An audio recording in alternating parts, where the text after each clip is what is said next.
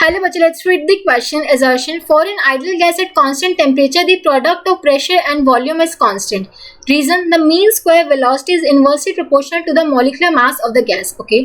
Assertion में देखिए, for an ideal gas at constant temperature, जो product होगा pressure and volume का वो constant रहेगा. Assertion बिल्कुल सही है. अब देखो, according to ideal gas equation, PV equals to nRT ये होता है, right?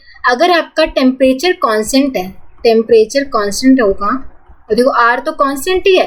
For a given amount of gas हमारा जो नंबर ऑफ मोल्स होंगे वो भी कांस्टेंट रहेंगे. ठीक है, तो यहाँ पे हम बोल सकते हैं कि जो PV का प्रोडक्ट है वो कांस्टेंट रहेगा. ठीक है, ये आपकी राइट हैंड साइड कांस्टेंट रहेगी, तो product of pressure and volume हमारा कांस्टेंट आएगा. तो असर्शन सही है.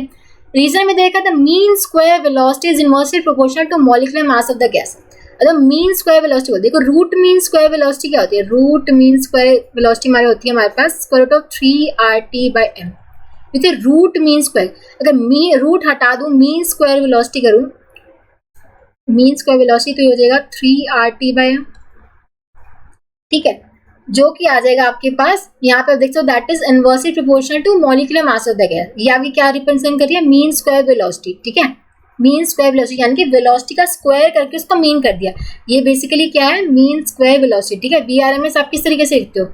VRMS बेसिकली आपका होता है ये, दोबारा लिखती हूँ मैं,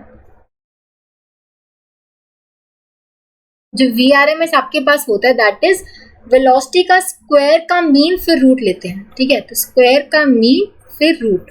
ठीक है, तो जो वेलोसिटी का स्क्वायर करोगे फिर उसका मीन करोगे फिर रूट करोगे.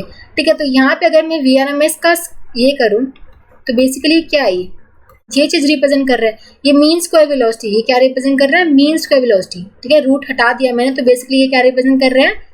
Mean square velocity.